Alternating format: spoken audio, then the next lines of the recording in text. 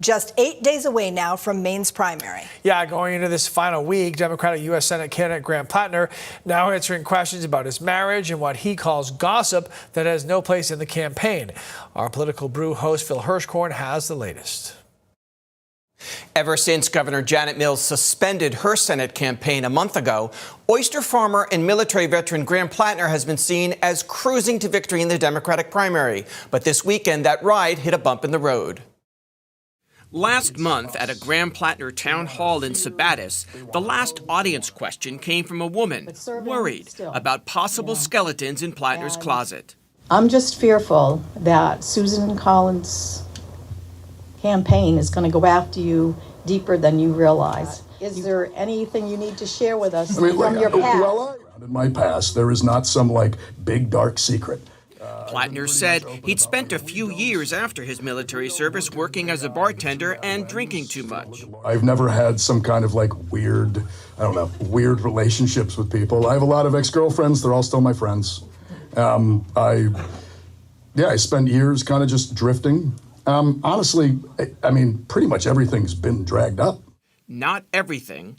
On Saturday, the Wall Street Journal and New York Times both reported Plattner's wife of 3 years, Amy Gertner, alerted the campaign shortly after it launched last August about explicit sexual messages Plattner had texted other women after he and Amy had gotten married.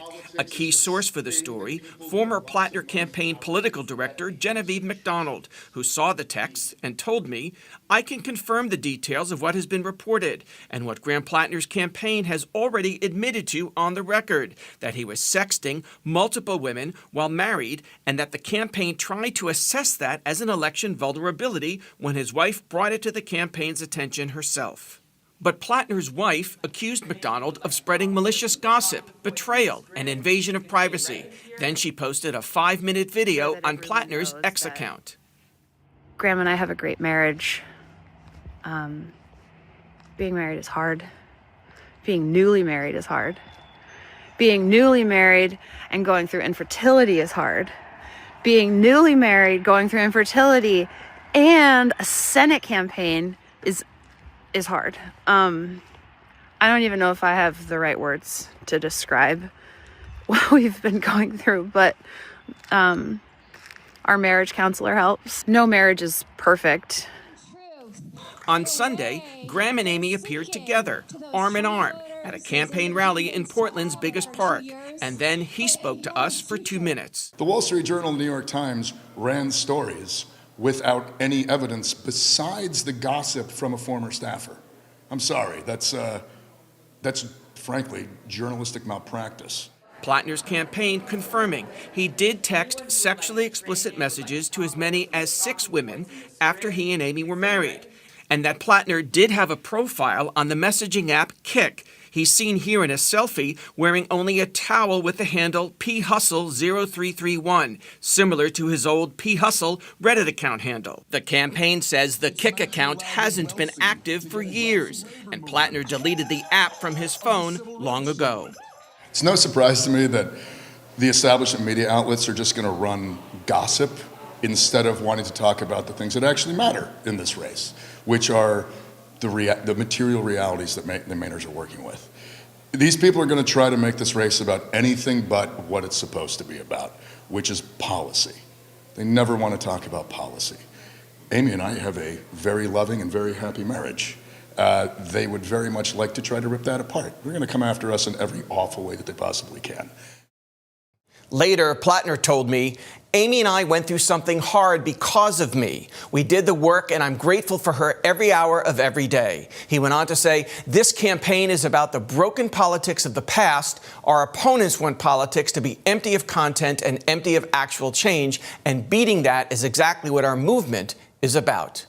In the studio, Phil Hirschkorn for News Center Maine.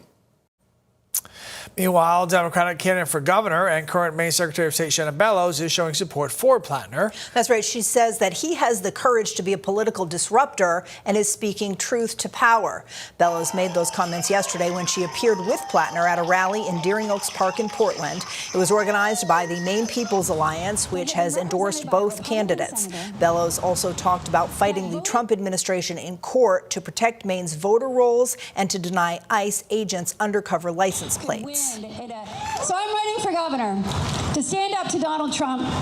And if you want someone who will fight back, choose the one that already has. I'm running to protect democracy and civil rights for every single family and child in our state, no exceptions. And I'm running to deliver an economic New Deal for Maine. An economic New Deal that powers our economy forward with justice and equality for everyone, where every single family in our state has the opportunity to get ahead.